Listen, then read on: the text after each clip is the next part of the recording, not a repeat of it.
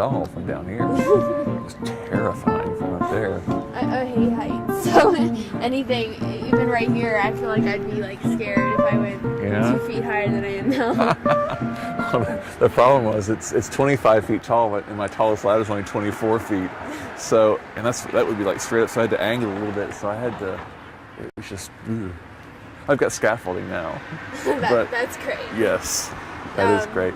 Scaffolding, which, by the way, I bought with money from the Make Work Foundation. Make Work grant was great, actually. I had found out about that a couple of years ago and thought that's something I need to try to work towards. And it was interesting. It was the first time I'd really had to sit down and write a grant proposal, which certainly for me, I know a lot of other artists, that's not something we do a whole lot, sit down and write grant proposals where you're basically trying to impress somebody with your work and convince them, hey, you should give me some money. So, but the good thing was my wife is a copywriter and one of my best friends is a writer, so I got to kind of bounce stuff off them and they'd say, no, and scratch stuff. But the grant, which I did end up getting, I believe there were 144 applicants and I think they gave out 13. It's been great for me. I got to buy scaffolding. So, I mentioned earlier the ladder. If you got a wall and a mural that's 24 feet or 25 feet tall and a ladder that straight up is only 24 feet, then you bring it down. So now I've got scaffolding, so I don't have to perch on top of a ladder and terrify myself. So I've got scaffolding, which is nice. Plus I was able to buy a new computer screen, which was nice because I had this little tiny computer screen. So now I've got a big screen, so when I lay stuff out, I can see it. Questions I get when I'm doing the murals. I say, well, how did you draw that big on the wall? Well, I don't. I draw it small, sitting at my desk, and then I blow it up and project it onto the wall. One of the things we're expected to do as a Make Work grantee is we need to do some sort of large project in the city to show, hey, this is what I've done with. What I'm working on right now is a project that I'm trying to call the Macaulay 11, and it's actually going to be right out here from where we're filming. Macaulay Avenue from Holt's Claw up to about Orchard Knob. A lot of boarded up old buildings and EPB warehouses and kind of nasty looking kind of stuff. I'm trying to get 11 or 10 other artists to come in from Chattanooga, ideally, to do murals up and down the street and cover up some of these ugly buildings. Yeah. So I'll be using, of course, my new computer to do that, and the scaffolding. And hopefully some of the people who've also gotten Make Work grants, I can convince them that, hey, you need to do a little something with your Make Work grant, and they'll come out here and we'll spruce up this area a little bit. I was commenting to my wife the other day that the majority of things that come up on my Facebook page are not from my friends, but they're from other art venues that I've liked.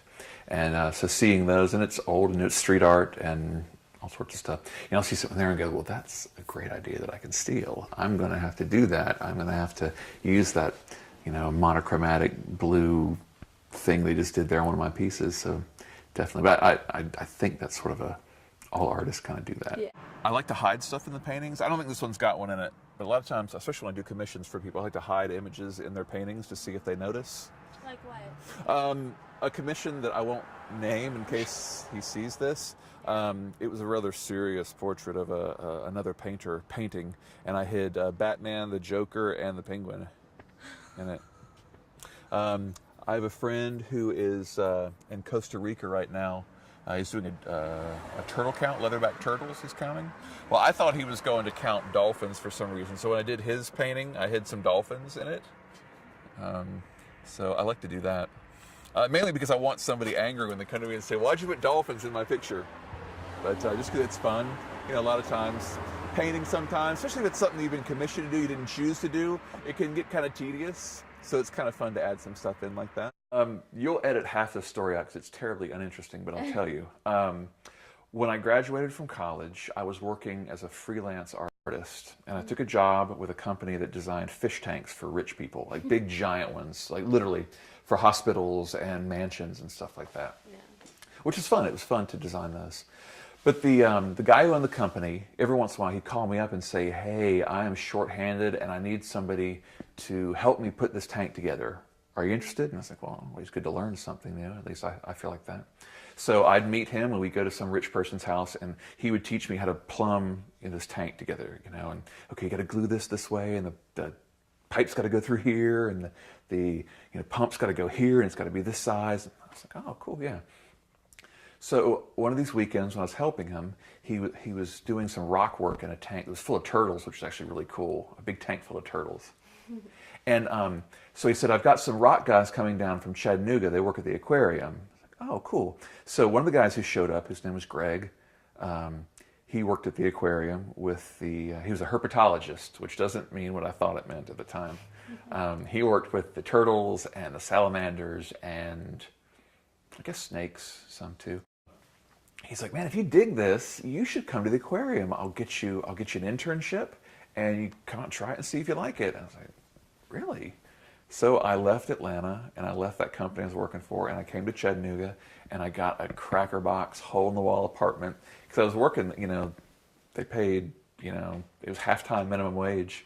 So, some girl I was dating at the time came to my apartment and she felt sorry for me that I couldn't afford, those Brita pitchers that you put water in, that kind of little filter. I couldn't afford filters for that, so she went out and bought me water filters.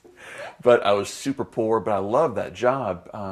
And it was so cool because they kept moving me around in different internships until a job opened for me. So they liked me, I guess, and they plugged me into a job there. So that's why I came to Chattanooga, was to do that. And so I worked there for a little while, and I still love the aquarium. I'm a big fan of Chuck Close's. Do you know Chuck? And this is how big a fan I am of Chuck Close. I'm not one of those fanboy type guys, but I was really inspired. When it came time to start painting again, I was trying to think, what do I want to paint? What do I want to paint? And it was almost going to be furniture. I don't know why, furniture. I just found some pictures of like Eames chairs. And I was like, well, that's really cool. There's great angles and these curved, and it's almost kind of, anyway. And I stumbled across, in this very room actually, there was a book in here on that shelf back there about Chuck Close. I hadn't thought about Chuck Close since art school, and I was flipping through it, and I was like, no, it's faces. It's got to be faces. Has to be faces. And I don't know what you know about him, but he had what he calls the incident a couple years ago. It was an aneurysm in his spinal cord, which left him practically, for all intents and purposes, paraplegic. He's got some use of his arms, but not of his hands, really. He had to find a way to make a change, otherwise he couldn't paint. Well, that's really cool. That's the way to go. I need to find a way to make changes in my art so that it's challenging to me and it's not the same thing I was doing, a year ago. I went on the internet and I spent all night one night trying to find out his address. And I did. I know, right? It's so not me. And when I told my friend the next morning what I'd done, he's like, "You did what?" So I found it, and I sent him a letter, and I told him about the MYP Project. And I said that I'm planning on doing a series of faces down this building, and you've been such an inspiration to me. I would like to paint your face on the building, but I'd only do it with your permission. And if you had a favorite photograph, because he does a lot of self-portraits, and he takes his own self-portrait. He's got to have help to push the plunger, but he takes them. And I was like, and if you've got an image of yourself that you'd prefer that I use, please let me know. Now that was probably 3 weeks ago. I sent that letter. I've not heard back, but I'm hoping to get a response because that would be really cool. Like I said, he's been a big influence of mine. My son was born, and we decided that my wife would keep her job, and I would scale back on mine. I would stay home with him during the day, and for like 3 hours a day he'd sleep, and I was like, well, what do I do now? What do I do?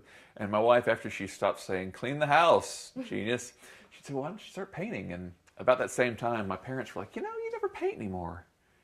And to be honest, I hadn't painted in 20 years. 2 years ago, I hadn't painted in 20 years.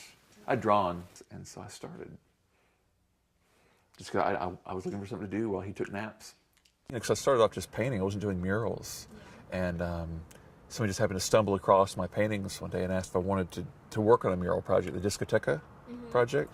So I think maybe if I hadn't been doing this in Chattanooga, I might not be doing murals right now. It just so happened that we live in a community where, I can go and I can hang some paintings in a burrito shop where somebody can run across them and go, hey, you should come paint murals.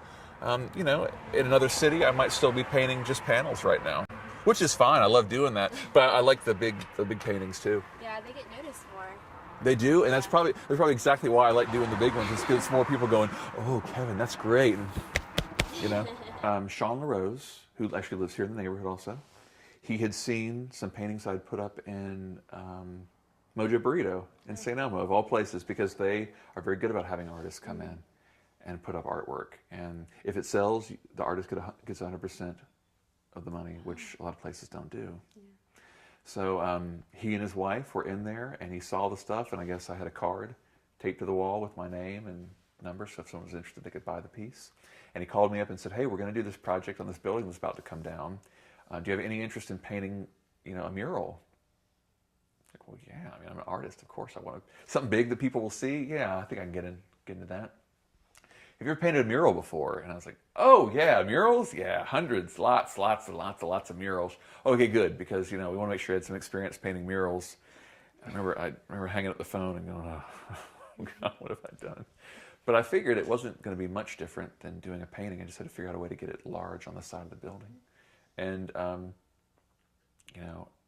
I owe a lot to Sean.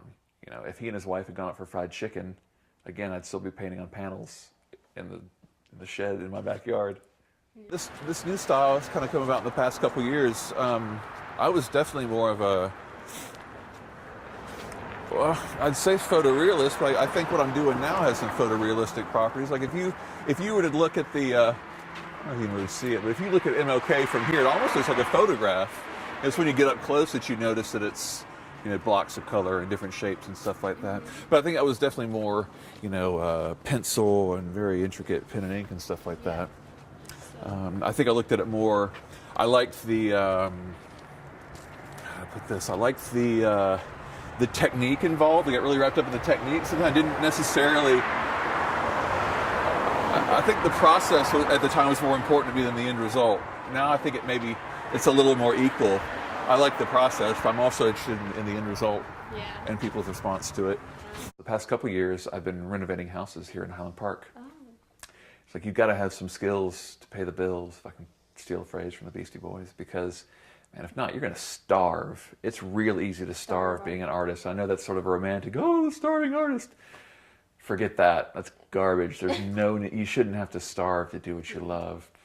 Granted, like the aquarium, sometimes you got to take a pay cut. You got to live cheap, but I don't think there's any reason for you to not make any money and to starve being an artist. You got to have some skills to back it up, and thank God I did, or I would have starved 3 times already. I think it's important to get a reaction from people, whether it's positive or negative. I don't know that necessarily. Not everyone has to love it.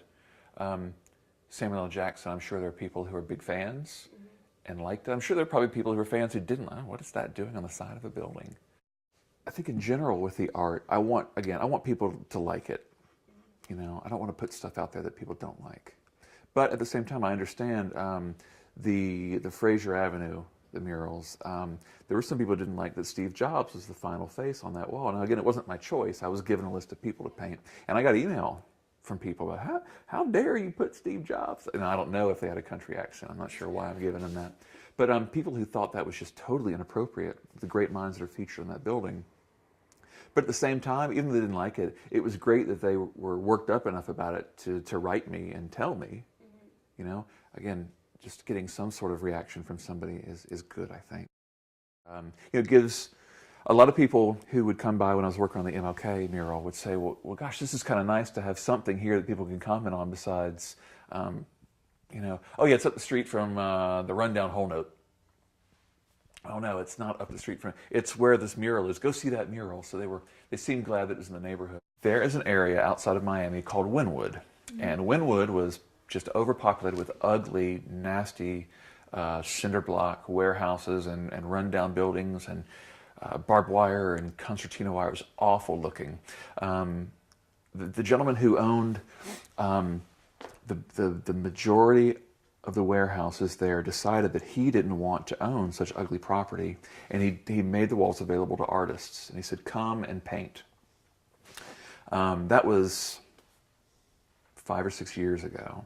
So the first year, he had 5 artists who showed up and painted. Well, the next year, 13 artists showed up to paint.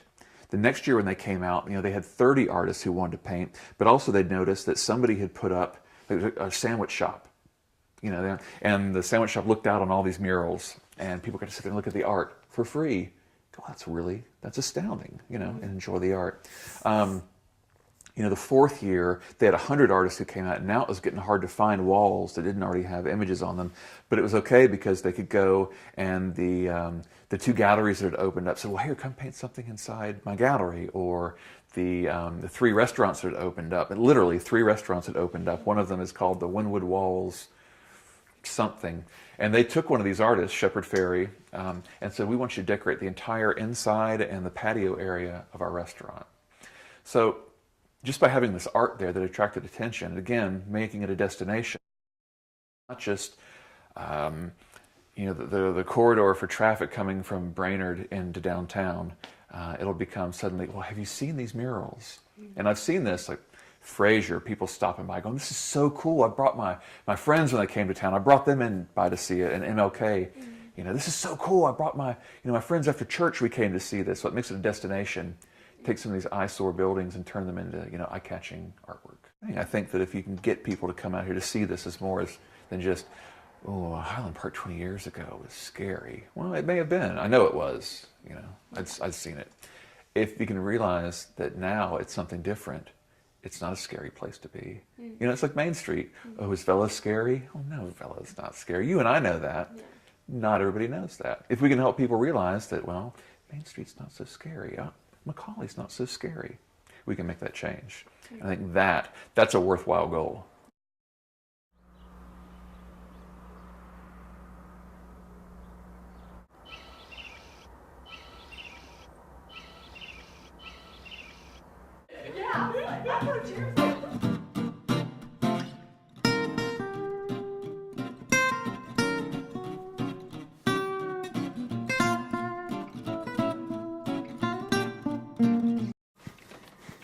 So in the summer, this is where the first sweat of the day comes.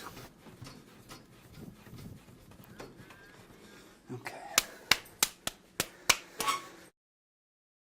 So I'm going to try to get my bottom kind of consistent here. This will be the bottom, and then I'll pull up a wall here.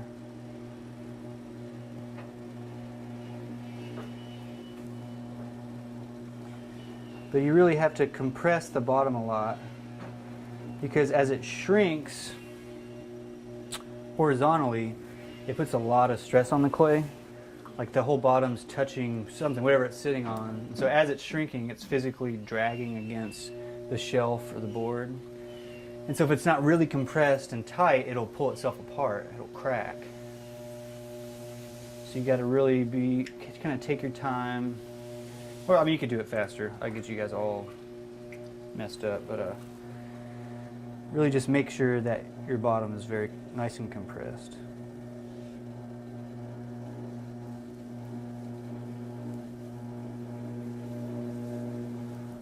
So I'm getting close. Use my needle tool to check the depth, which is pretty good. I'll have enough thickness that I can cut it off with a wire and trim the bottom, and it won't be, paper thin.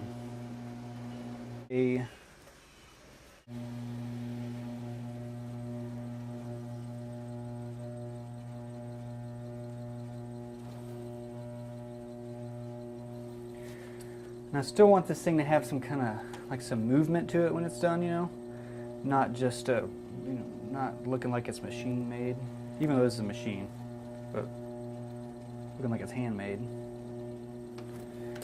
So when I pull up the wall,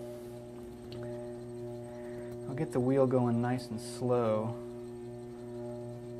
so it kind of shows the marks my hands leave and the motion of getting yanked up.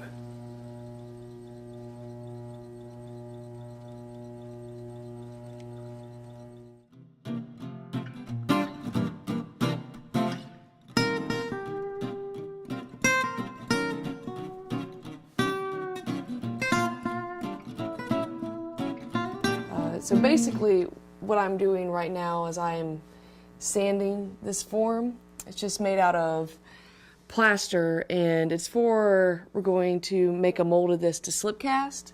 And right now it's kind of boring what I'm doing. I'm just sanding it to make sure there's no bumps or divots in it. But I'll kind of show you the process of what we're doing. Anderson and I both received a Make Work grant together to start a line of slipcast work. So we're getting there. We're still learning a lot. But first, what we've been doing is we've been casting plaster into objects. Like this one is just in a can. And basically what we get out of there is a tube of plaster. And from there we can start to carve the plaster with, here's some of the tools over there as well. And let's see, where's a good example? Oh yeah. So I guess this was from something a little bit bigger, but from there can carve a shape. So this will be a mold, or we'll make a mold of this, and it's for a cup.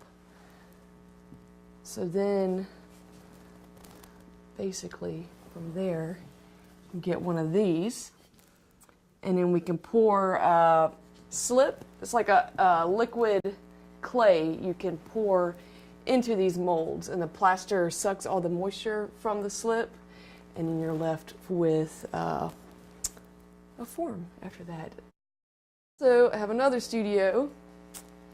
Let's see.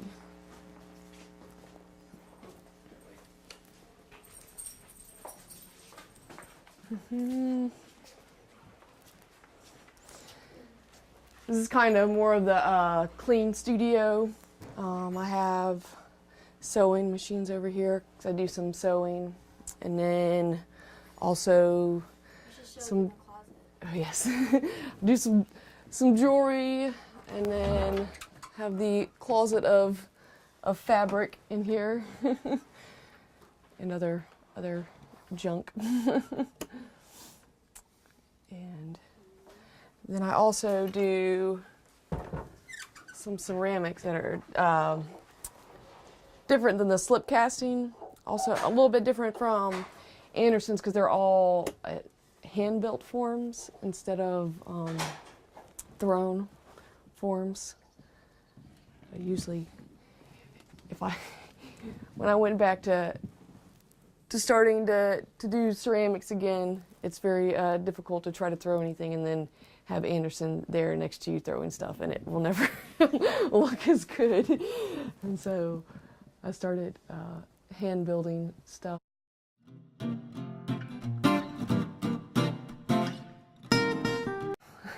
I was always the worst one at drawing in my family, so I thought I would never ever be an artist. And I guess when I thought about art, all I did was think about drawing and painting. And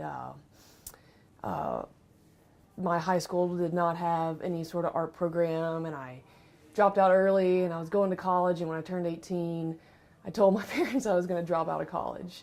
And my mom, basically, she didn't force me, but she convinced me to take a pottery class. And look at me now. Which I was like, pottery? That's all just hippies do pottery. I don't want to take that class. And then I absolutely fell in love and knew I wanted to work with my hands, do something with, which I kind of knew before, but I did not think it would be art related at all. For me, it was high school. I had a clay program in my high school, in public high school in Murfreesboro. And I had a couple amazing teachers that totally got me interested. And then I started working for people and went to college, took classes, and worked for potters on the side. And eventually, after we moved here, was able to just go at it full speed and just, for the most part, just work as an artist. We both went to school together at the Appalachian Center for Craft, and then from there we moved out to Portland, Oregon, and our families are all in the South, and we wanted to move back to the South, and we could never agree on where exactly we wanted to move. And we both lived in, his family's from Tennessee, and then we went to school in Tennessee. So we were looking up about just places in Tennessee, and Chattanooga had the arts move going on and all these incentives to get artists here. And kind of on a whim decided, well, we'll give Chattanooga a try, and loved it since we've been here. Yeah. So Had a friend that lived down here we went to school with. He was a blacksmith. And he drove us around and kind of sold us on it, showed us his house, and that, it was affordable to live here, I guess. Like coming from Portland, we were able to have like affordable space where that wasn't the case from before. So that was nice. Yeah. And just a very supportive community where not everyone's doing the same thing you're doing, or there's people. It's still small enough that people care about what you're doing here, which is pretty cool. Yeah, people aren't skeptics yet. It's not like there's 100 potters. Like, this dude's a potter, or whatever. There's a bunch of them already, and I don't trust them. But so it's a very welcoming community, absolutely, right away. Very easy to meet people and get along with folks, we're like welcome. We were really welcomed by the local food community too. That's where we met a lot of people just through the farmers market, and that's kind of the same belief of knowing where your food is coming from, knowing where like your dinnerware is coming from, or the clothes that you wear or whatnot. Just it all intertwines together. Yeah, supporting small makers of all kinds. So with Ann and Mike, for example, we put on the dinners of using all kind of local produce for the most part, locally and sustainably farmed or produced food. Part of their, I guess, ideal is, I guess, showing people that it is possible to find great artists and craftspeople in your community and support them and fall in love with their work and their story. And it's all right there. And so they've used my work in their dinners for serving and for eating off the plates and out of the bowls and out of the cups. Myself and different artists around Chattanooga to show people like, hey, this is really awesome and you can do it too. It's technology though that has helped us the most. The invention of the square. That has changed. Selling wise. Yeah, the ability to process a credit card, just whip out your phone. So I'm going to pay you right there. That's helped out a lot. People come to the studio, need to buy something. At craft shows, people want to buy something. Yeah, they have no excuses now. Both like to have fun and joke around a lot, and I think that comes through in our work. Through kind of fantastic imagery, maybe all the clouds and crystals and stuff, kind of dream worlds. Yeah. What is it? What do you say? Naive dreamscape. Yeah, naive dreamscapes and fantasy. Nothing too graphic or representational. Like not exactly a crystal, but just kind of referring to those things. I think, and definitely both of us in our work, referencing those things reflects our personality. For this glass artist that would ship glass all the time, so we have experience packing and shipping glass, so it makes you not feel as nervous about shipping pottery, I guess. Basically, make it so it's stuffed, surrounded by peanuts, so it can't move. If you can shake the box and nothing moves, then you can punt that box, and most likely it'll be okay. Yeah.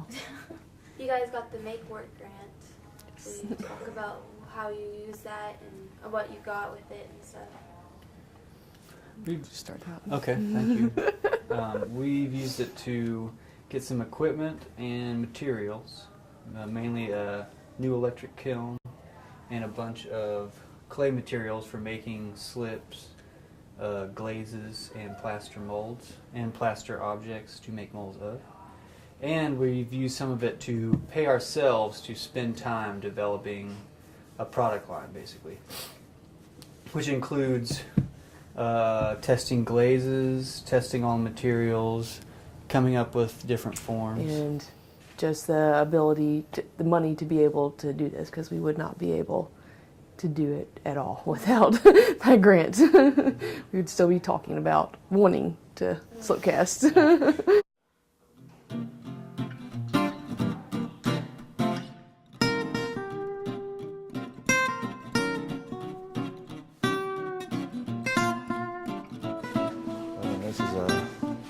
It's the propane forge. It's a lot cleaner and easier easier to use than a coal forge.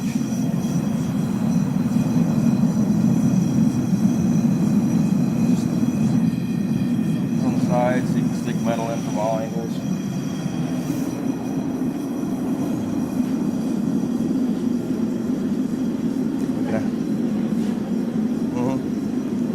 I'll heat a piece up for you. You're on a couple weeks ago.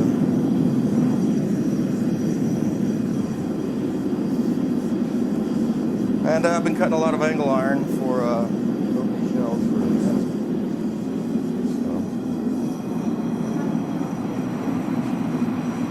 we're doing 40 feet along one wall and then 25 more feet along How many of those are there?